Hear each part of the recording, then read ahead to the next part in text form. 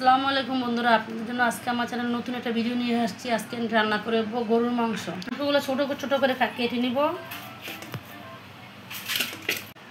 আজকে আমি 1 কেজি মাংস নিয়েছি, আর মাংসগুলো দেখেন একদম সলিড মাংস। আমি আজকে হাড্ডি ছাড়া মাংস নিয়ে আসছি, আর মাংসতে কলিজা মিশানো আছে, সব কিছু মিশানো।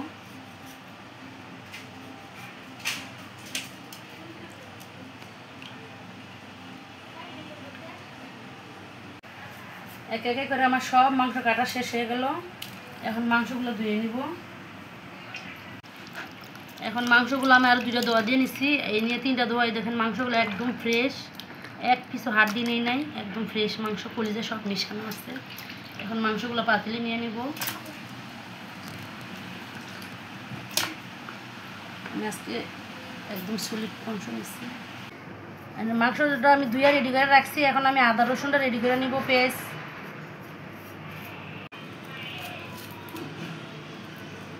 আদা ছিলা শেষ। এখন আমি কাটে নেব রসুনগুলা। একে একে আমার রসুনগুলো সব কাটা হয়ে গেছে। এখন আমি রেডি করব পেস্টটা।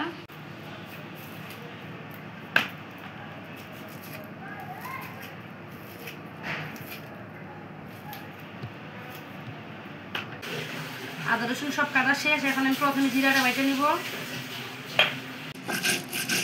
জিরাটা একটু মিহি করে বাইটে নিব।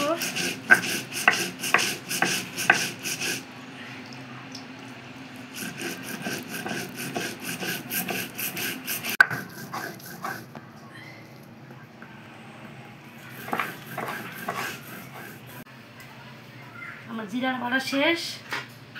এবার আমি বাটবো আদা। এখন আদাটা বাইটে নিব।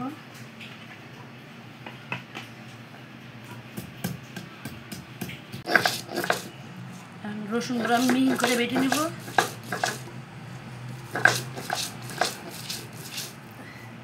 আমার রসুনটা একদম মিহি করে বাটা হয়ে গেছে। উঠাই নিব।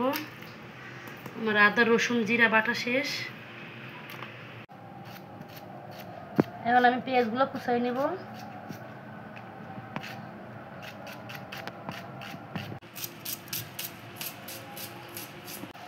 এখন আমি মাংসটা মাখাবো। দিয়ে দেবো পরিমাণ। এখন দিয়ে দেবো রসুন বাটা। যেহেতু আমার 1 কেজি গরুর মাংস, আমি পরিমাণ মতো সব দিতেছি। আর গরুর মাংস তো একটু আদা বেশি লাগে। দিয়ে দেবো জিরা বাটা।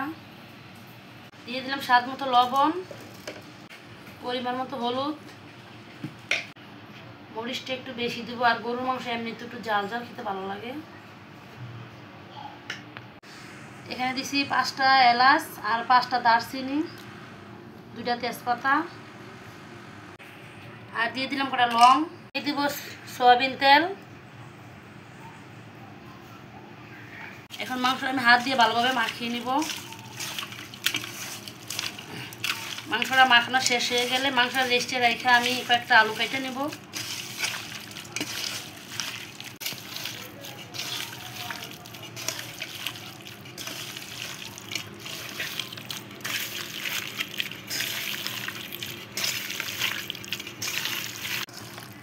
মাংসটা আমার একদম ভালোভাবে মাখানো হয়ে গেছে।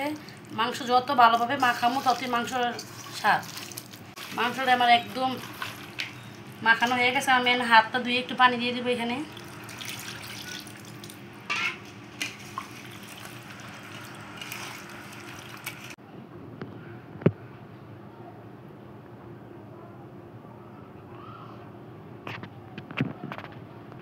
মাংসটা এখন আমি ঢাইকা রেস্টে রাখবো 20 মিনিট।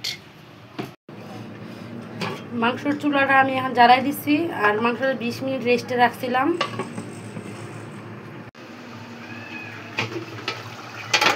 এই যে মাংসটা আমি যে মাখায় বসাই দিছিলাম, আমি আর লাড়াচাড়া করি নাই। এই যে এখন একবারে ঝোল ছিল, এই জন্য একবারে এখন লাড়া দিলাম। আর একটা লাড়া দিয়ে পরে আলু দেব। মাংসটা আমার একদম সিদ্ধ হয়ে গেছে মনে হচ্ছে। দেখাই আপনাদেরকে। মাংসটা দিয়ে দেবো কিছু আলু। আর আলুটা আমি একটু বড় বড় করে কেটে নিচ্ছি, কারণ গরুর মাংসের আলু একটু বড়ই ভালো লাগে।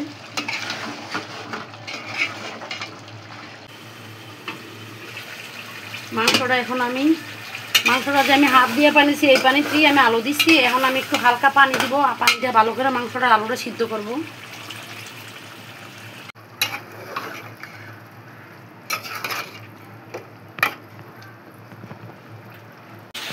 কিন্তু মাংসটাতে এবার আমি ঝোল দিয়ে দিব।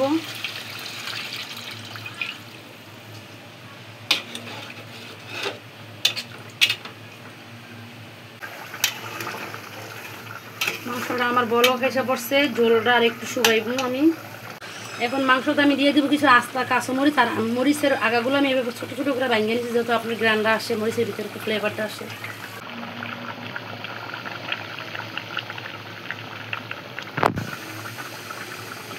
দিব ডাইকা, মরিচটার থেকে একটু সুন্দর গ্রানটা বাইরে আইব। মাংসটা আমার হয়ে গেছে, এতটুকু জল আমি রাখবো। আলু আছে যেহেতু সাথে, আমি অফ করে দিব। সালাদের জন্য আমি প্রথমে শসা কেটে নিতেছি, আর এখানে টমেটো রাখছি 2টা। শসাগুলো আমার ছিলে শেষ, এখন আমি সবগুলো ধুয়ে নিব। এখন আমি শসাগুলো একদম কুচাই নিব। আজকে কুচাইয়ে শসাটা আমি সালাদ করব, আর কুচানো সালাদটা আমার কাছে ভালো লাগে বেশি।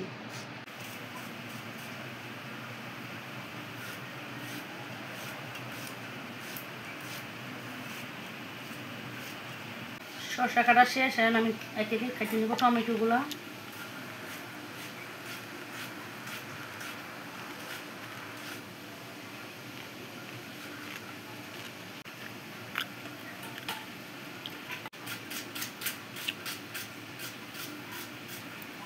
কেটে নেব কাঁচপেঁয়াজ।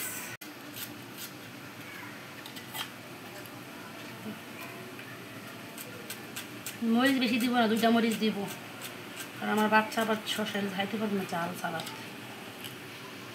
সালাদটা এখন মাখাই নেব। একটু লবণ দিলাম, একটু সরিষার তেল দিলাম।